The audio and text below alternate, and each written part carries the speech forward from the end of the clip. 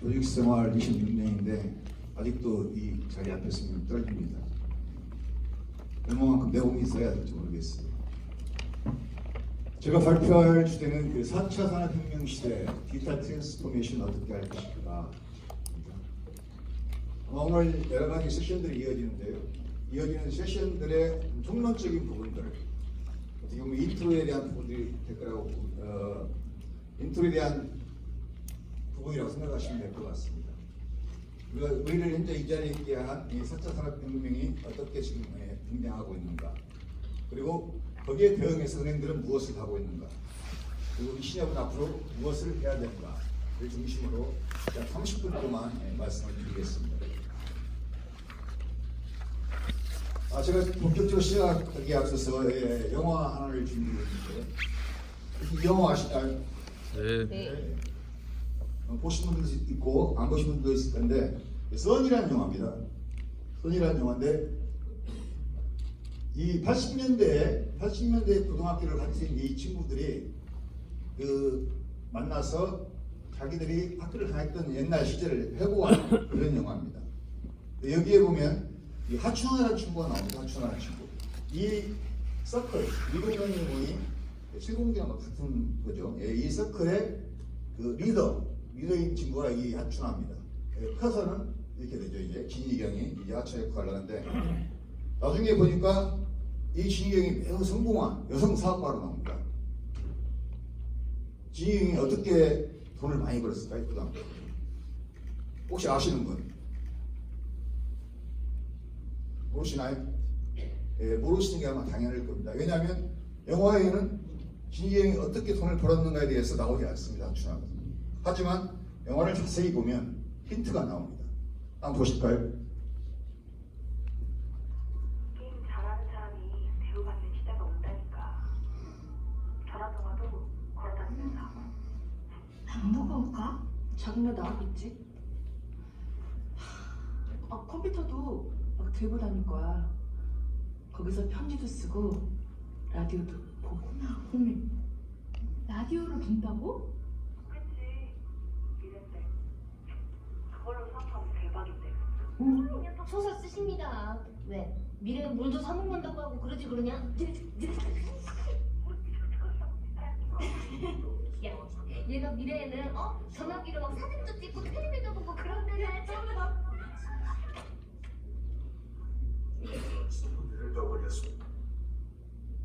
자, 이 영화가 나온 때가 1980년대입니다.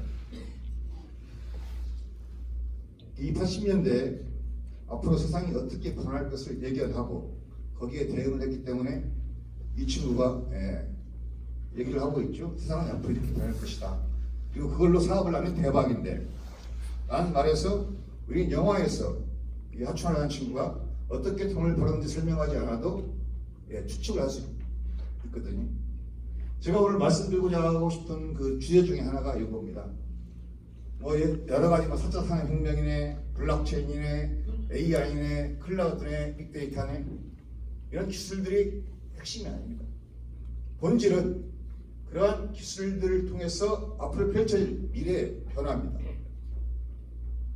우리가 보다 관심을 기울여야 할 부분들은 미래가 앞으로 어떻게 변하는가, 거기에 대한 통찰력을 어떻게 확보할 것인가 하는 부분들입니다. 그래서 저는 맨 처음에 이걸로 시작을 하고자 했습니다.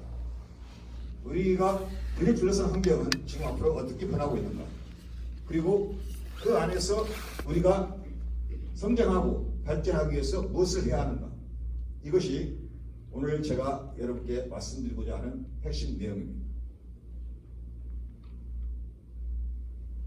4차 산업혁명 시대가 도래했습니다. 2016년 다보스 포럼, 세계 경제 포럼이죠. 원래는 스위스 다보스에서 열린다고 해서 다보스 포럼이라고 합니다. 다보스 포럼에서 클라우스 슈밥이 4차 산업혁명이라는 말을 제시한 이래 4차 산업혁명이 우리 사회의 화두가 되었습니다. 지금 이 화면은 대통령 직속 4차 산업혁명위원회에서 나온 자료입니다. 대통령 직속으로 4차 산업혁명에 대해서 준비할 수 있는 위원회를 꾸릴 만큼 4차 산업혁명이 우리 사회에 중요한 이슈가 되고 있습니다. 아시다시피 산업혁명은 과학기술의 혁신이나 발전이 산업에 접목되면서 사회, 경제적으로 엄청난 변화를 일으키는 것을 산업혁명이라고 합니다. 1차 산업혁명 아시지만 1차 산업혁명의 가장 큰 부분은 증기기관의 기계화 혁명입니다. 그 전까지는 모든 동력이 사람이나 또는 동물 또는 자연의 힘으로써 모든 것들을 움직였습니다. 그런데 이때 증기기관이 발명되면서 이제 드디어 기계화 시대가 열린 것이죠. 기계화 시대가 열린다는 것은 공장이 만들어진다는 의미입니다. 공장이 만들어지면 그 공장에 사람들이 모이게 되고 사람들이 모이면 도시가 형성되고 그래서 이 4차 산업혁명을 1차 산업혁명을 저희가 우리 자본주의가 태동하게 된 계기가 된 산업혁명으로 지금 얘기하고 있습니다. 도시가 만들어지고 그 도시에서 이제 자본가와 이 생산수단, 공장이라는 생산수단을 소유한 자본가와 그것을 소유하지 않은 노동자로 대립을 갈리고 자본주의가 본격적으로 태동하게 된 것. 그런 커다란 사회적 변혁을 이루었기 때문에 저희는 이 현상을 1차 산업혁명이라고 얘기를 하고 있습니다. 1차 산업혁명이 끝난 지 한 100년 정도 시간이 흐른 뒤에 2차 산업혁명이 시작됩니다. 2차 산업혁명의 특징은 전기에너지 기반의 에너지 혁명입니다.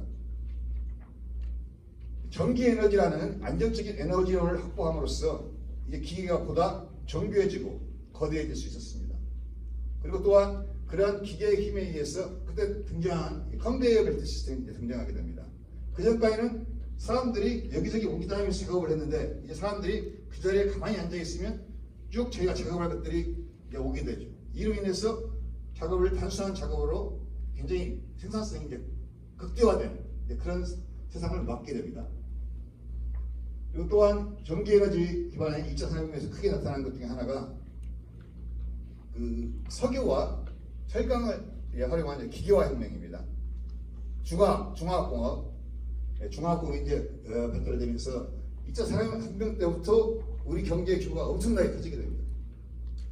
전 세계적으로 이제 글로벌화되는 이제 경제의 규모가 커지게 되고 그로 인해서 시장을 증탈하기 위한 여러 가지 제국주의적 정책들이 나타나기 때문에 이런 큰 변혁을 저희는 2차 산업혁명이라고 하고 있습니다.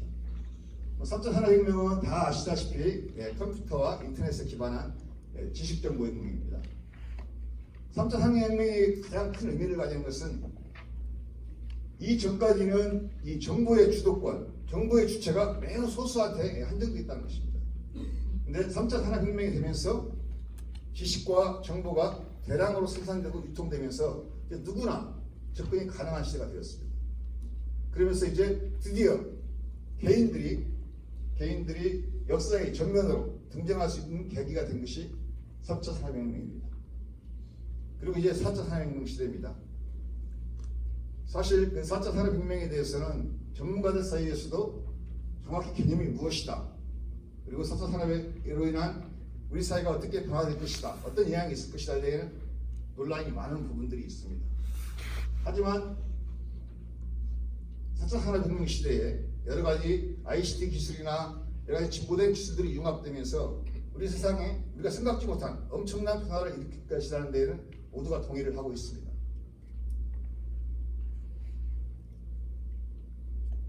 4차 산업혁명의 핵심은 흔히 초연결, 초지능, 그리고 기계화로 요약됩니다. 이게 이제 IoT인데요. 지금 현재 저희가 이제 스마트폰이나 PC 기반으로 네트워크들이 이제 형성되어 있는데 앞으로 지금 현재도 마찬가지입니다. 현재는 TV나 자동차나 냉장고, 심지어 냉장고에서도 많은 정보들이 생산되고 이 생산된 정보들이 네트워크로 연결이 됩니다.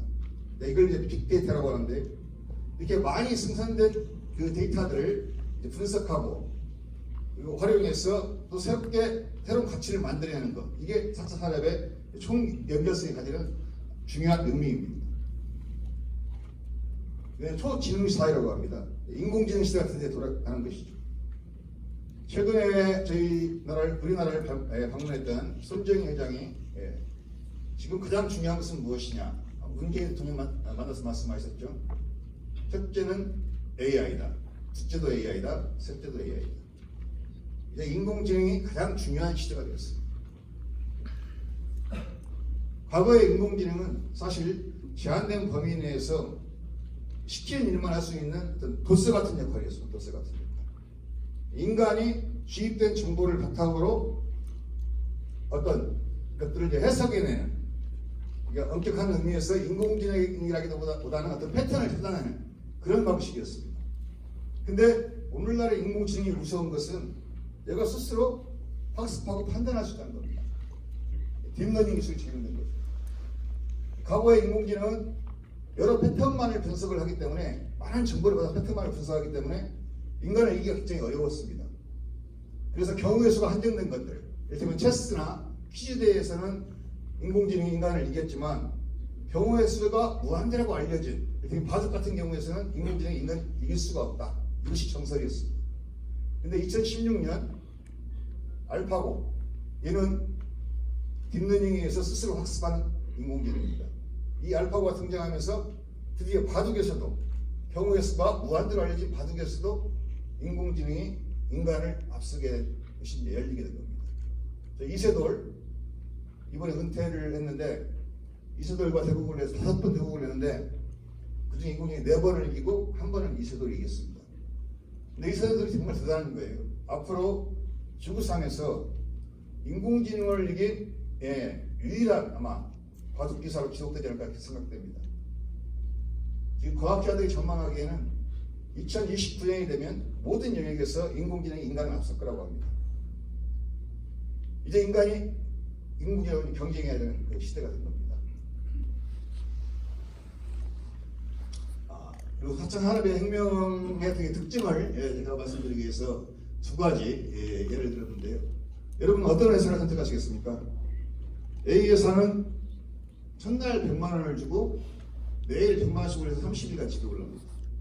B 회사는 첫날은 10원을 주고 매일 전날에 2배씩 30일간 지급합니다. 어떤 회사를 선택하시겠어요? B. 예? B요. A 회사, 손 들어보세요. A 회사. B 회사. 우리 신협의 수준이 이 정도입니다. 예. 이게 뭔가를 의도하는지 다 아셨겠죠. 예. 자, 이 회사에 지금 제가 알바를 하려고 하는데 이런 선택이 있으면 어떤 회사를 선택해야 되는가? 여기서 주목해야 할 것은 이 며칠간 지급하는가 이 부분입니다. 그리고 매일 전날 2배씩. 이게 보시면 매일 100만 원씩 올려가는 건 뭐죠? 저희가 고등학교 때 배웠습니다. 수학에서 등차 수열. 예? 전날에 2배씩 등비 수열. 하나는 서형적으로 성장하는 거고 또 하나는 기하급수로 성장하는 겁니다. 한번 볼까요? 10일까지 한번 봤습니다. A 회사는 매일 100만 원씩 가지고 그 다음에 올려주니까 10일간 5,500만 원을 받았습니다. B 회사는 10원부터 해가지고 그 다음에 20원, 40원 올라가지만 1230원밖에 못 받았네. 지금도 받고 싶은 나는 B 회사를 하고 싶다. 없나요? 자, 20일까지 가도 여전히 A 회사가 훨씬 더 많습니다. 2억 1천만 원을 받았는데 B 회사는 1,048만 원밖에 받았습니다. 자, 이제 30일째 갑니다. 30일 가는데 이 A 회사에서는 총 4억 6,500만 원을 받게 됩니다. B 회사에서는 107억, 뭐 엄청나게 몇 배가 되죠? 수십 배가 되죠. 이게 바로 기하급수의 힘입니다. 매일 2배가 되는 성장. 지금 이러한 성장이 이루어지고 있는 시대입니다. 많이 예를 드는데 종이를 접을 때 저희가 A4 용지 한 장을 몇 번이나 접을 수 있을 것 같습니까? 반절로 접으면 이게 0.1mm인데 접으면 0.2mm가 되죠. 또 한 번 접으면 0.4mm가 되고 이걸 10번 접으면 2의 10승 한 10.2cm 정도가 됩니다. 이거 42번 접으면 어느 정도 될까요? 42번 정도. 42번 정도. 42번 정도 접으면 44만 킬로가 된다고 합니다. 우리가 달까지가 지금 40만 킬로거든요. 종이를 42번만 접으면 달까지 갈 수 있는 두께의 종이가 쌓인다는 얘기죠. 이게 바로 기하급수의 힘입니다. 4차 산업혁명을 얘기를 할 때 이 그래프로 그려보면 이게 지금 A 회사를 그려놓은 겁니다. 자, 제가 그래서 엑셀로 받아갖고 직접 그린 거거든요. 이게 지금 비회사입니다. 기하급수적 성장 그래프. 처음에는 크게 차이가 없지만 어느 일정 시점에 올라가면 폭발적으로 성장한 가속력이 붙는 특징을 가집니다. 지금 외국에서 특히 실리콘밸리에서는 4차 산업이라는 말보다도 기하급수적 성장 발달 시대라는 말을 많이 쓰고 있습니다. 처음에는 지금 저희가 쭉 시작해서 만원경 발명하고 증기기관이 이때 발견이 됐습니다. 증기기관 쭉 발견됐는데 크게 쭉 가다가 어느 시점이 올라가면서 인간이 달에 가고 여기서부터 이제 컴퓨터가 나오기 시작합니다. 기하급수적으로 쭉 성장이 되고 있다는 얘기죠. 실제 보면 우리나라에 슈퍼컴퓨터가 언제 들어왔습니까? 슈퍼컴퓨터가 들어온 게 1988년입니다. 기상 관측을 위해서 우리 88년 때 기상 관측을 위해서 우리나라에 최초의 슈퍼컴퓨터가 들어왔는데 그때 200억을 주고 들어왔습니다.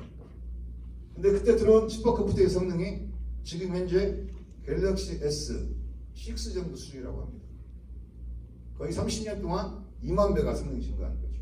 이렇게 기하급수적으로 성장하는 시대에서 우리가 앞으로 세상이 어떻게 변하고 있는가 대응하고 준비를 해야 됩니다. 상상력의 나래를 완전히 펼쳐야 돼요. 이제. 저희 직원들 사실은 어디 다닐 때 차 타고 다니면서 야 그런 얘기 좀 하고 앞으로는 인공지능이 자율주행차 운전할 것이다. 인공지능끼리 서로 통신하고 대화하고 그러면서 이 세상에 야 뭐 니네 주인은 어땠냐 이런 얘기도 할 것이다. 뭐 그런 얘기도 하고 웃으면서 하거든요. 근데 그런 세상이 막연히 상상의 세상이 아니라 진짜 현실이 되는 그런 시대가 왔습니다.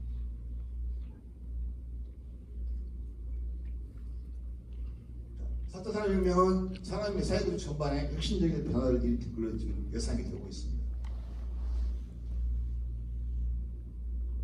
1차 산업혁명, 2차 산업혁명, 3차 산업혁명, 4차 산업혁명이 되어 있는데 여기서 가장 큰 특징은 지금까지의 산업혁명은 어쨌든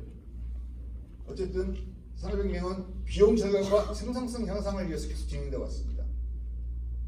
생산성이 향상된다는 것은 기계가 사람 일을 대신한다는 것이고 그러면 사람의 일자리가 그만큼 줄어든다는 것이죠. 그래서 4차 산업혁명 시대가 되면 일자리가 많이 감소할 것이다 라고 얘기하는 사람들이 있습니다. 또 어떤 사람에게 대해 반론을 제기합니다. 지금까지 3차에 걸친 산업혁명이 있었지만 일자리가 줄지 않았다. 이로 인해서 새로운 일자리가 또 많이 창출되었다 얘기를 하고 있습니다.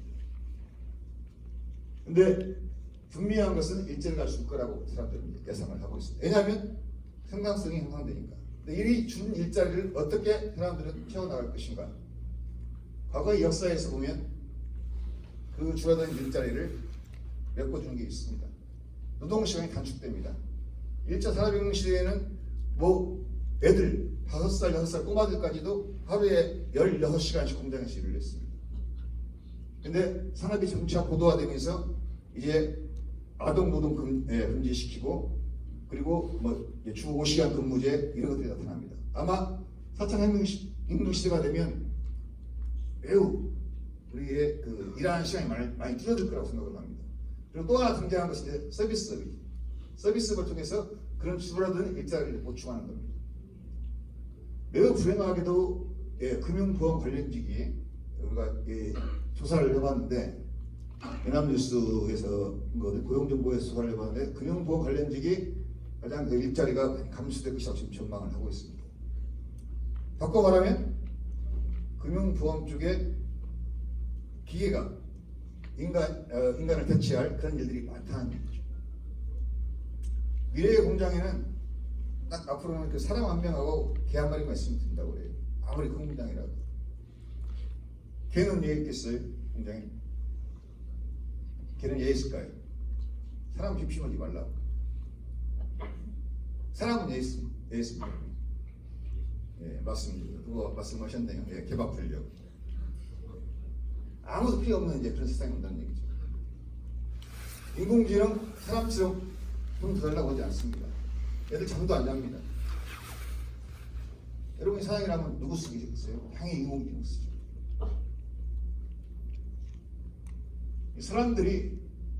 사람들이 뭐가 부족해서가 아니라 할 일이 없어서 이제 밀려나는 그런 시대가 온 겁니다. 우리 뭐 예를 들면 말 있었습니까? 말. 옛날에 타고 다니는 말. 말도 옛날에 마차도 몰고 뭐 전쟁터에 나가기도 하고 논도 갈고 밭도 갈고 그랬습니다. 요즘 그렇게 말이 많이 없어졌거든요. 말에 뭐 힘이 빠졌습니까? 달리기를 옛날보다 못합니까? 아닙니다. 말의 능력은 하나도 변한 게 없어요. 하지만 이 사회가 이제 그런 말들을 필요하지 않는다는 얘기죠. 우리도 마찬가지입니다. 인간의 능력은 그대로인데 이 세상에서 이제 인간을 필요로 하지 않는 시대, 이 시대가 온 거예요. 그래서 요즘 뭐 기본 수동 많이 얘기를 하죠. 누구한테나 100만 원씩 주겠다, 200만 원씩 주겠다. 여기에서 가장 연구를 많이 하는 게 실리콘밸리입니다. 실리콘밸리에서 그쪽이 가장 많이 연구를 하고 있답니다. 기본 수동에 대해서. 왜냐하면 인간들이 나중에 아무것도 할 일이 없으면 어떻게 사회를 유지하고 발전시켜 나가야 하는가, 거기에 대한 고민이 있기 때문에. 자, 또 하나 지금 디지털 네이티브가 출연을 했습니다. 저나 여기 계신 여러분들은 처음부터 디지털 세상에 태어나지 않았습니다. 저는 제가 27살, 28살 제가 94년도에 시집에 들어왔는데 시집에 처음 들어와서 컴퓨터를 만졌어요. 저는 아날로그 세상에서 태어나가지고 디지털 세대로 이주한 디지털 이미그런트, 디지털 이주자라고 합니다. 근데 1990년 중반부터 2000년대 초반까지 탄생한 친구들을 이제 디지털 네이티브라고 하는데 Z세대라고 합니다. 근데 이 친구들은 태어날 때부터 디지털이었어요. 요즘 아이들 놀 때 장난감 가지고 놀지 않습니다. 미국의 가장 큰 다국적 기업 장난감 회사 토이즈러스 얼마 전에 파산했습니다. 왜 파산했을까요? 애들이 안 갖고 놀아요.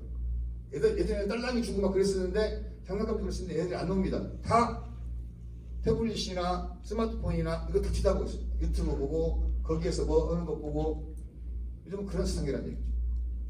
저희가 디지털을 하고 싶지 않아도 하지 않을 수 없는 이유가 바로 이러한 디지털 네이티브의 등장 때문입니다.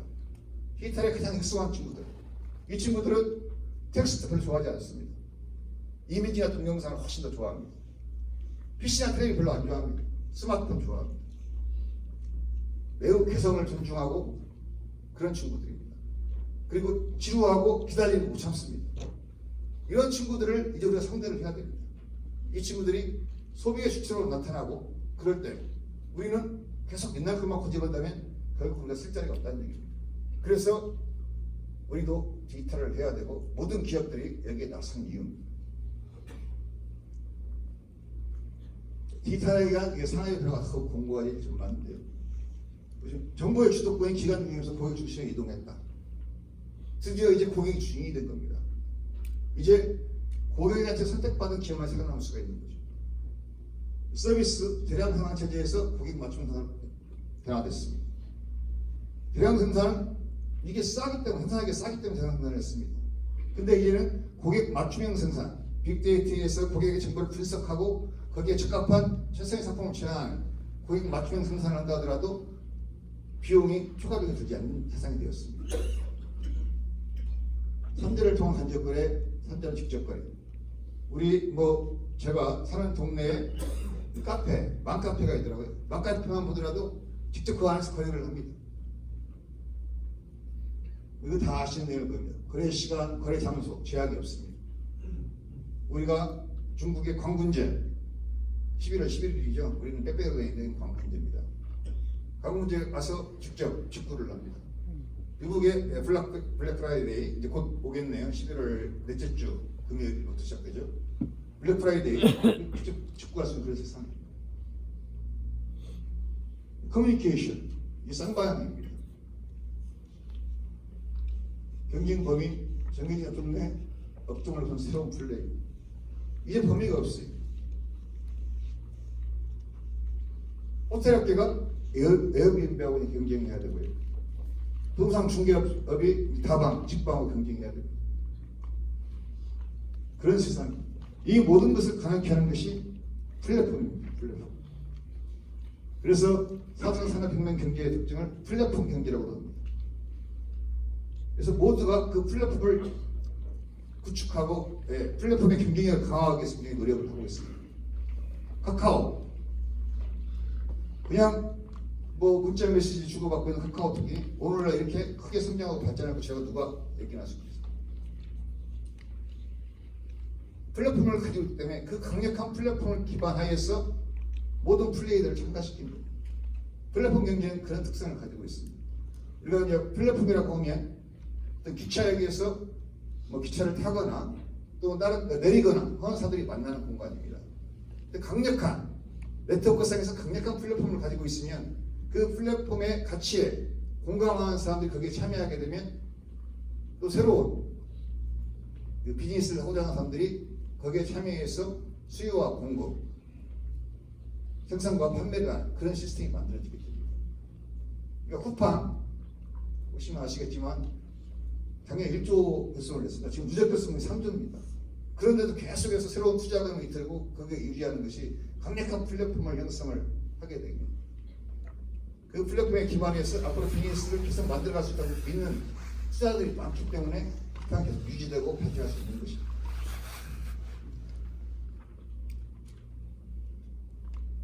이 디지털 트랜스포메이션에 대해서 말씀드리겠습니다. 디지털 트랜스포메이션은 뭐 특별한 게 아닙니다.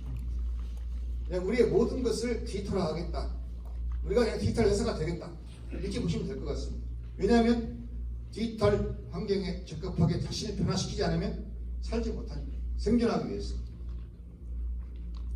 골드만삭스 직원 정규직 직원이 33,000명입니다. 세계적인 투자은행이죠. 거기에 IT 직원, 기술자나 엔지니어, 프로그래머가 한 9,000명 정도 됩니다. 자기들은 스스로 우리는 이제 기술자다 이렇게 수상을 했습니다. 기업들이 디지털 기반으로 전략이나 조직 프로세스 모든 것들을 디지털 기반으로 디지털에 최적화되게 변화시키는 것들, 이것이 디지털 트랜스포메이션 보시면 될 것 같습니다.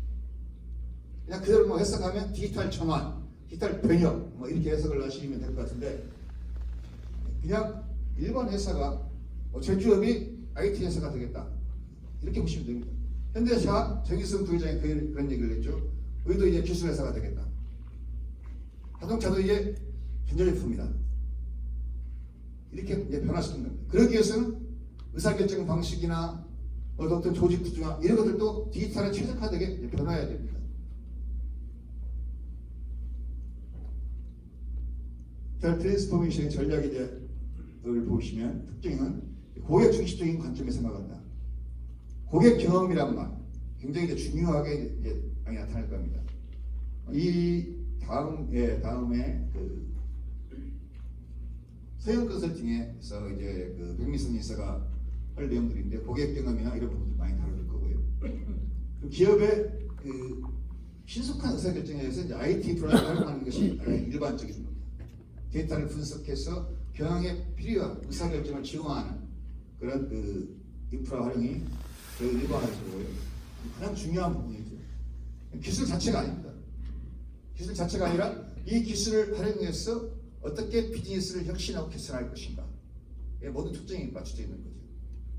그래서 예전에는 IT가 어떤 프로세스를 지원하기 위해서 IT가 역할을 했습니다. 근데 지금은 디지털 프로세스, 디지털로 구현하기에 가장 적합한 프로세스는 어떤 것인가? 거꾸로 된 거죠. 그런 식으로 지금 바뀌고 있는 상황입니다. 그를 통해서 고객 지향적 경영 전략과 기업의 혜진 개선을 통해서 경쟁력을 확보하겠다. 이것이 디지털 트랜스포메이션 전략의 핵심이다라고 보시면 될 것 같습니다. 사실 금융업은 지금 디지털 금융 4.0까지 하는데요. 금융산업은 가장 이 디지털에 최적화된 산업입니다. 금융의 속성이 뭐죠? 금융의 속성은 정확성, 신속성입니다. 돈을 다루기 때문에 매우 정확해야 되고 또 신속해야 됩니다.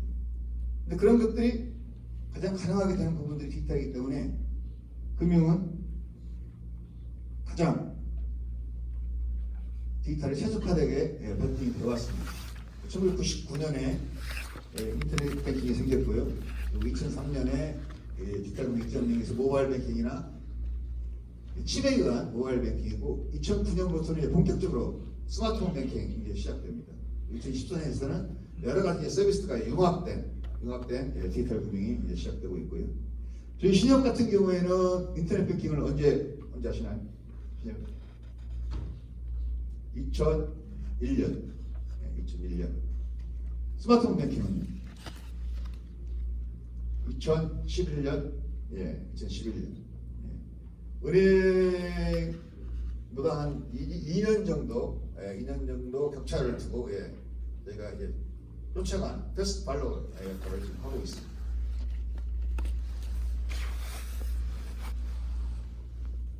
사차 산업의 이제 기술들이 금융권의 디지털 트랜스포메이션 전략에 접목되면서 디지털 금융이라는 그 새로운 트렌드가 이제 만들어집니다. 새로운 트렌드가 만들어지고 또 이것들을 수행하는 IT 역할이 매우 이제 중요해지고 있습니다. RPA 그러니까 자동화. RPA는 로보틱 프로세스 오토메이션 약자입니다. 그러니까 기계를 활용해서 업무 프로세스를 자동화한다 이렇게 보시면 될 것 같습니다. 단순 반복 업무의 자동화를 통해서 업무의 생산성을 높이고 그러면 그걸 기존에 했던 사람들은 뭐 하겠어요? 좀 더 부가가치가 높은 그런 업무들을 하게 되는 부분입니다. 이 RPA가 지금 굉장히 그 업무 효율성, 생산성 등들을 예선에서 많이 지금 추진을 하고 있는 부분들이고요. 하나은행 같은 경우는 RPA 도입을 통해서 연간 한 8만 시간의 그 시간 절감을 이루어냈고 약 연간 32억 원의 비용 절감을 이뤄냈다고 합니다. 이 RPA 같은 경우에는 그런 말이 있어요. 한 번도 도입하지 않은 회사는 있어도 한 번만 도입한 회사는 없다. 이게 뭔 말이죠? 한 번 도입하면 이 효용성에 대해서 반하게 된다는 얘기입니다. 우리 업무 이거 막 도입하면 우리 직원들 자리 많이 없어집니다. 주로 어떤 일들이 많이 사용되겠습니까? 심사 또는 뭐 후선 업무, 보험 심사나 이런 부분들이 이제 주로 많이 사용을 하고 있는데 계속해서 이 부분이 지금 확장되고 있습니다. 업무를 자동화하는 부분. 여기서 뭐 로봇가 뭘 하는 건 아니고요. 프로그램이죠. 프로그램을 통해서 업무를 자동화하는 부분. RPA가 많이 이루어지고 있고요. 두 번째 비대면 금융거래. 이건 뭐 제가 말씀 안 드려도 다 알 겁니다. 비대면 금융거래가 폭발적으로 많이 증가를 하고 있습니다. 은행에서 가장 요즘 고민하는 게 뭐냐면 우리가 한 번도 만나보지 않은 고객한테 어떻게 해야 되는가 앞으로 이런 고민들을 하고 있습니다. 그런 고객들이 훨씬 더 많아요. 만나본 고객보다. 비대면 거래에서 가장 중요한 건 뭘까요? 고객 경험입니다. 고객 경험. 우리가 흔히 UI, UX라고 말하죠.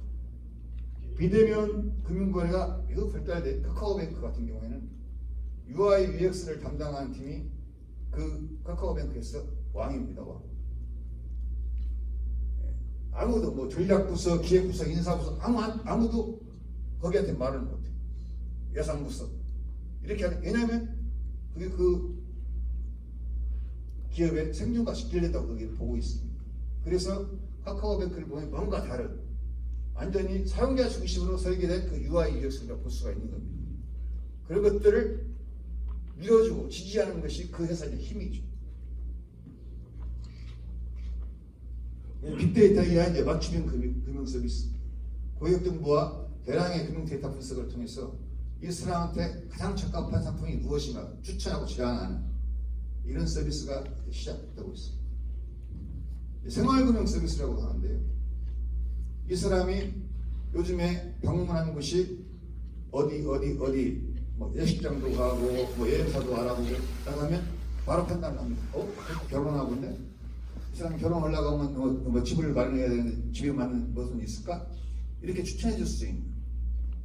집을 마련하는데 그 신혼부부 주택 마련 대출이 있습니다라고 이렇게 안내를 띄워줄 수 있는 맞춤형 금융 서비스가 이제 가능하죠. 그런 세상입니다. 그런 서비스를 위해서 이제 이런 서비스를 가능하게 하는 것이 이제 오픈 API입니다. 오픈 API라는 것은 그냥 쉽게 말하면 구글의 맵 같은 거. 우리가 이제 배달의 민족 있죠. 배달의 민족 해가지고 어플리케이션을 실행하면 쭉 해가지고 저한테 가장 가까운 음식점들이 쭉 순서대로 뜹니다. 이게 위치 기반 서비스를 이용한 거거든요.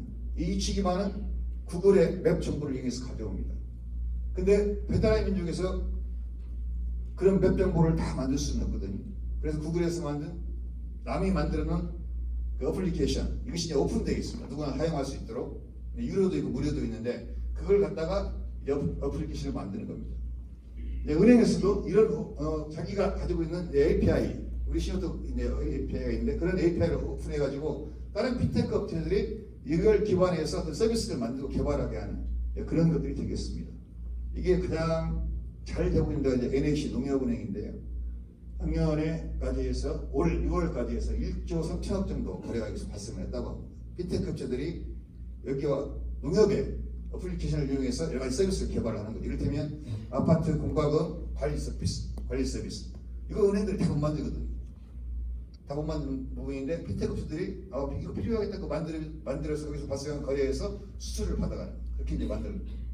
그렇게 하기 위해서는 API를 이제 오픈한 이런 부분들이 필요하고 생체인증 서비스.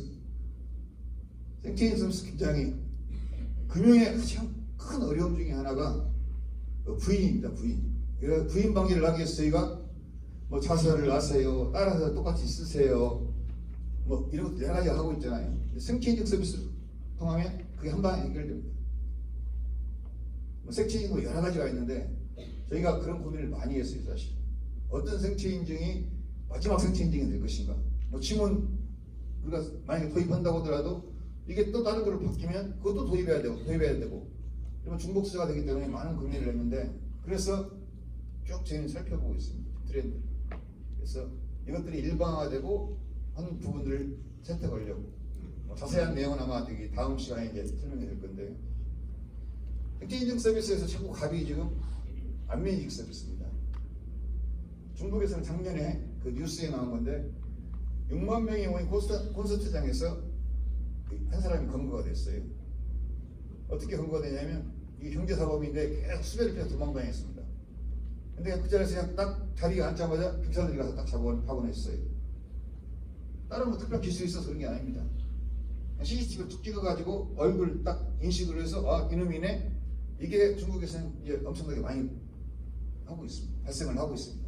이걸로 인해서 뭐 그 아주 적게는 교통신호 위반까지 다 잡아내고 있습니다. 그래서 중국이 뭐 감옥이냐, 뭐 엄청난 시스템이 가지고 감옥이냐 뭐 이런 얘기도 있는데 14억의 인구를 3초 만에 판별해낼 수 있는 기술을 가지고 있다고 합니다.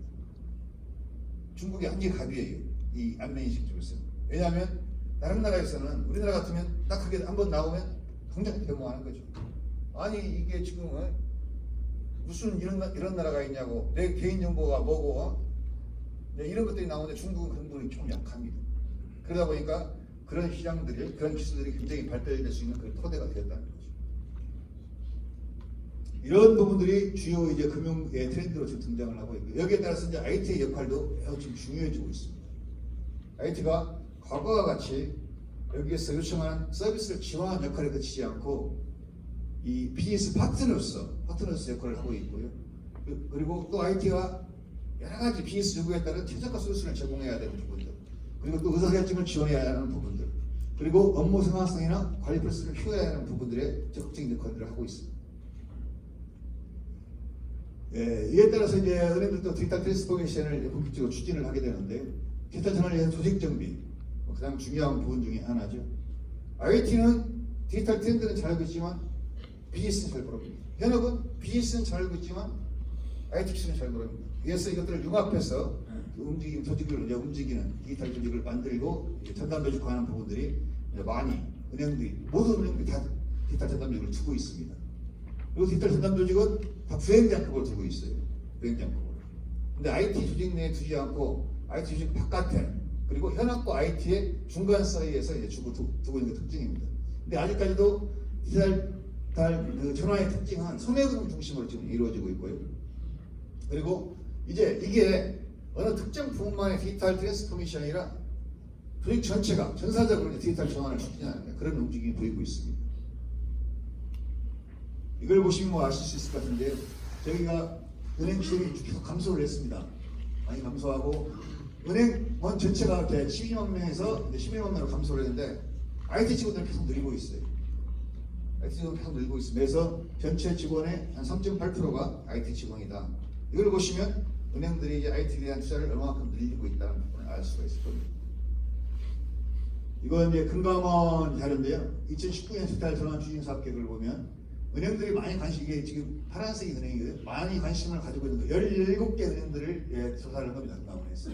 RPA 업무 자동화 쪽에 많은 관심이 비어 있고, 그 다음에 이제 빅데이터, 영업점, 디지털화 이런 데 이제 관심을 기울이고 있습니다. 여기에서 신협은 영업점 디지털하고 이제 디지털 채널 쪽에 지금 사업을 추진 중에 있습니다. 금융채널별 이용 건수 현황은 자료 보시면 알 겁니다. 이게 지금 창구 거래 중인데요. 은행들 7.7%까지 떨어졌어요. 우리 신협도 이제 10%가 안 됩니다. 9.0%까지 떨어져 있고요. 저희가 이제 인터넷 뱅킹하고 모바일 뱅킹을 합식을 보면 은행보다 한 20%포인트 부족합니다. 저희는 상대적으로 ATM 거래 비중이 굉장히, 이게 지금 신협 건데요. 이쪽이 이게 이제 은행 거고요. ATM 비중이 좀 높은 게 특징입니다. 근데 중요한 것은 계속해서 증가하고 있는 게 이 모바일 뱅크가 계속 증가를 하고 있다. 이렇게 보시면 될 것 같고요. 이 신협의 디지털 전략 방향입니다. 저희 신협의 디지털 전략은 매우 단순합니다. 하지만 구병합니다. 같은 것은 같게 다른 것은 다릅니다. 아시다시피 신협은 금융을 하고 있습니다. 그리고 또 협동조합입니다. 같은 금융을 하는 데 있어서는 금융 서비스에 대해서는 은행 수준의 서비스를 제공하겠다. 격차를 완전히 축소하겠다 하는 부분들이 같은 것은 같습니다. 다른 것은 우리는 협동조합이기 때문에 지역에 기반한 신협의 특성을 드러낼 수 있는 부분들을 어떻게 다르게 할 것인가 하는 부분이 다르게 하는 부분입니다. 그래서 저희의 전략은 은행과 금융 서비스에 있어서는 격차를 최대한 축소하는 거고, 그리고 두 번째는 신협의 색깔을 낼 수 있는 컨텐츠를 개발해서 신협 플랫폼을 강화하겠다는 것이 우리의 전략의 기본입니다. 제가 이제 채널 전략인데요. 채널 전략은 핵심 채널, 전략 채널, 보안 채널, 대응 채널 네 가지 부분을 하고 있습니다. 저희가 2018년 이 사이에 보고된 내용인데 작년에 핵심 채널은 이제 최우선적으로 어느 부분이고 창구 디지털하고 모바일 뱅크입니다.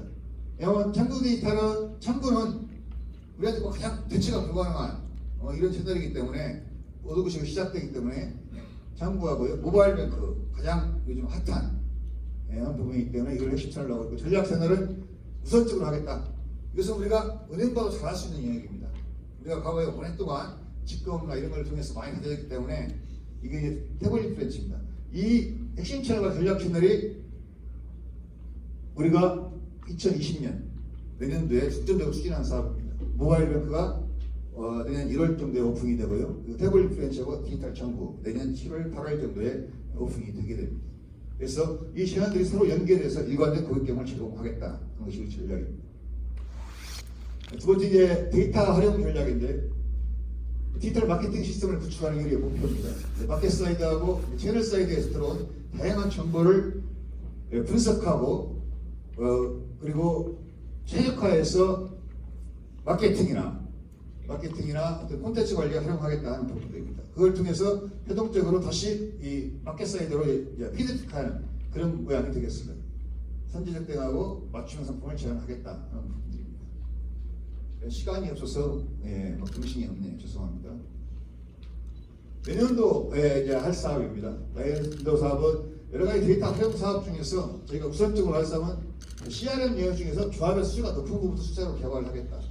저희가 조합들한테 많은 의견을 드려봤는데 가장 수주가 높은 부분이 우리 제발 성과관리, 목표관리 좀 하게 해주세요 하는 의견들이 많습니다. 조합에서 개인 성과관리나 조합의 어떤 전체 조직 성과관리를 할 수 있는 시스템을 만들어달라.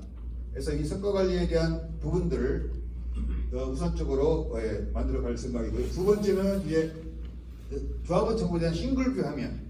우리 조합원 정보가 여기저기 산재되어 있으니까 한 번에 보기가 어렵다 하는 의견들이 많습니다. 그래서 이런 부분도 우선적으로 개발을 해 나가겠다 하는 부분입니다. 이 부분은 사실 우리 조합에서 의견을 많이 주셔야 되고, 여기 참여하고 계시는 그 현업에서도 적극적으로 업무 정의를 빨리 디자인을 해주셔야 됩니다. 그래야 우리가 본격적으로 착수를 할 수가 있는 부분이 되겠습니다. 그리고 이제 다르게 하는 부분들입니다. 우리 신입들을 어떻게 다르게 할 것인가, 특히 신입의 특성을 드러내게 할 것인가 하는 부분들인데요. 이것은 우리가 이제 차별화 플랫폼을 만들어내는 부분들입니다. 이 부분에 대해서는 이어지는 시간에 서영 컨설팅, 신협 채널 컨설팅에서 이 부분을 추가적으로 설명할 필요가 있을 것 같습니다. 저희가 잘할 수 있는 부분들, 오프라인이 강력하기 때문에 온오프와 연계할 수 있는 서비스를 만드는 거고요. 그리고 사회적 금융으로서 사회적 경제기관을 선도하는 신협의 일상을 돋보이는 부분들, 그리고 지역 밀착형 기반 서비스를 우리 플랫폼 내에서 이루어지게 해서 그 안에서 우리 조합원들이 서로 만나서 생산자, 우리 조합원 중에는 생산자도 있고 소비자도 있거든요. 서로 조합원들을 연계시키고 또 그 안에서 우리 신협에서 발행하는 여러 가지 뭐 쿠폰도 사용할 수 있고 그리고 또 신협 포인트도 그 안에 사용할 수 있도록 하는 것들이 저희가 그 차별화된 플랫폼을 만드는 요체가 되겠습니다. 마치려고 했는데도 시간이 약간 좀 오버됐고요. 제가 준비한 내용은 여기까지입니다. 우리 신협 YT 제가 이제 변화하고 있는데요. 그 변화에 슬기한테 최선을 다해서 우리 신협 서비스 상승하도록 하겠습니다. 감사합니다.